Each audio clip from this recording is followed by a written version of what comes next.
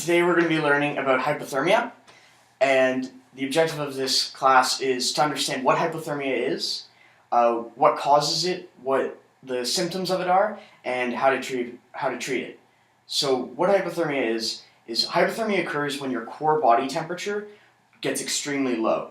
So hypothermia can occur in extremely cold conditions, but it can also occur on a warm sunny day when we're just outside sailing. Because what can happen is if you get wet and the water itself is at a low temperature, even if it's a sunny, warm, nice day outside, you can still get hypothermia. Or if it's a day that has heavy winds and it's still warm out, but you come out of the water and you've gotten wet while you're out sailing, the cold wind will lower your body temperature because you're already wet. And so that's what hypothermia is, and that's what causes it. So now we have a bunch of cards here, and what I'd like you guys to do is to go through the cards, and on each card is a symptom of hypothermia and some symptoms that aren't of hypothermia.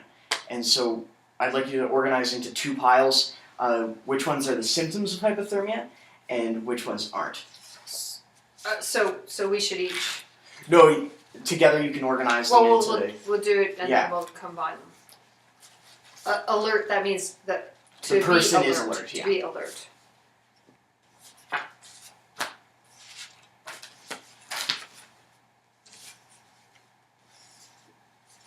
All right, I don't know about this one. What do you think? Well, you wouldn't know, probably, would you? I don't know. I don't know. If you were in the water, I guess you would. Oh yeah, you would know.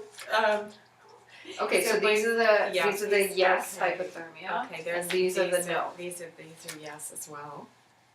That would be yes, I think. Don't you? Possibly. Difficulty speaking, yes. Because everything I think you go. Wouldn't be rapid movement. That's what I think. I think you kind of go like. Okay. Okay.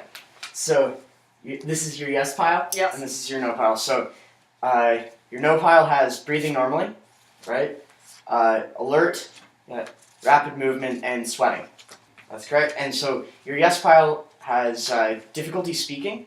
So when hypothermia occurs and your body temperature lowers, it makes all your motor functions much slower. So your speech gets impaired, you start to slur your words, your hands you start having difficulty moving your hands and performing basic tasks. You have moving slowly. Again, people who are experiencing from hypothermia are often sluggish. They often start to stumble and start moving around. When they move around, they start getting slower and they fall over because their body temperature has lowered quite a lot. Shivering, yes, but in extreme cases of hypothermia, once you move past the mild stages, people will actually stop shivering because the shivering is usually to warm up their extremities, and as you get to more severe cases, the body starts to focus on keeping the internal organs, the vital organs to keep you alive, warm, and so the shivering will stop. Slow and shallow breathing, yes. Blueness of lips and extremities, so you often see people when they get hypothermia, their lips will turn blue first, and then the tips of their fingers will start to discolor, and that's because the blood is getting thicker and starting to rise to the surface and clot because your body temperature has lowered so much that it's slowing down. And confusion. Confusion is a big one because what happens is people's mental capacity lowers when they have hypothermia, so people will often be confused and won't actually want to treat the fact that they have hypothermia.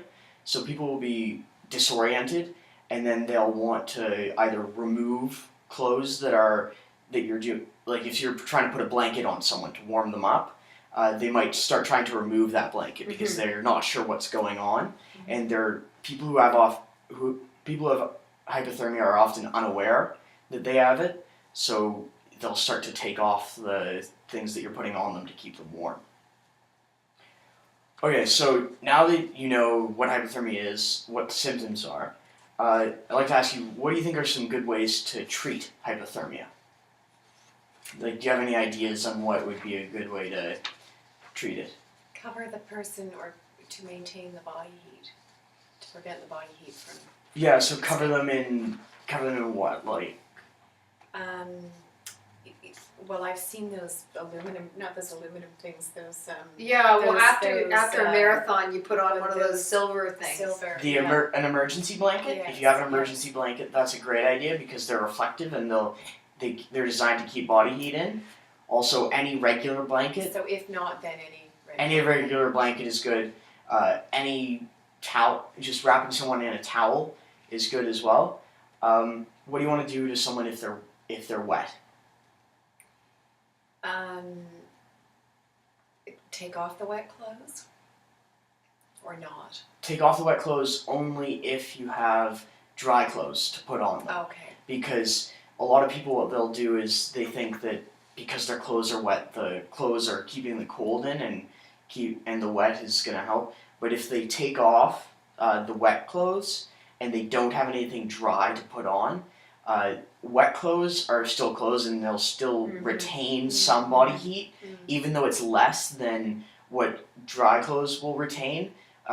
They'll still retain some. So a lot of the time what happens is someone will take off a wet shirt or take off wet pants that they have on because they think that the wet clothes are bad. Then they don't have anything dry to put back on them, and so they end up their condition worsens because they haven't put anything dry on. What else can you do to someone? Do they need hydration? It seems like hydration's always What kind of liquids would you put into them, though? water. So when you have yes, hydration is important, but what you'd also want to do is you want to get warm liquids into them. Oh, okay. Nothing that's extremely hot, because what you can end up doing is if you warm someone up too fast, or if you give them a really piping hot coffee or tea, then it's going to shock their body after being cold for so long. It's going to be a shock to their system. So you want to give them like a tea or a coffee or a hot chocolate that isn't scaling hot right off the stove. You want to give them something that's warm but not cold. What else can you do to someone? They're outside. They've just been out on the water sailing. What else can you do to help warm them up? We'll probably take them inside. Yeah, you want to move. Oh yeah. Well, That's a good one. it's a basic one, Yeah. but it's a basic them one. out of But the wind. what you want to do is you want to get them to shelter. You want to keep them out of the elements. So if what's caused their hypothermia is that they were wet and then they've been out in wind, and that's lowered their body temperature. Move them inside. Move them to a place where they can't be affected by the wind, or if it's raining, they can't be affected by the rain. And oftentimes, if you move them inside, they're in a warmer environment, and then if you're inside, you can find blankets or towels or whatever to wrap them in and get them dry clothes. So we've talked about how to treat it. What are some ways that when you're going out on the water sailing, you can prevent hypothermia, so you can stop it from happening in the first place? Don't go sailing. Well, wear layers, appropriate, I guess, huh? appropriate clothes. I guess. And Yeah, also having layers, appropriate right? clothes, having layers. So if you've got layers on, then you can say you have like a splash top and then a shirt underneath. You can take off the wet stuff that's on the outside, and so wearing the proper stuff when you go sailing, like having a wetsuit, having proper splash gear to protect you from the water, is good. Anything else that you can think of? When you come back in from sailing, what should you do right away?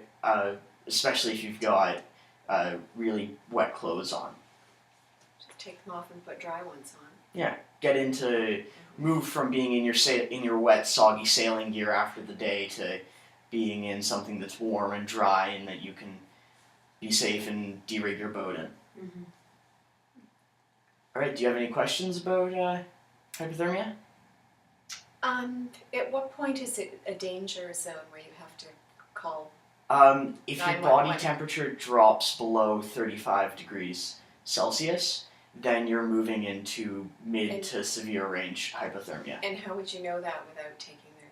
You can't know that without Okay. taking their temperature. So if you have the ability to take their temperature and it's below 35 degrees Celsius, you need to Okay. contact Okay. a healthcare professional immediately.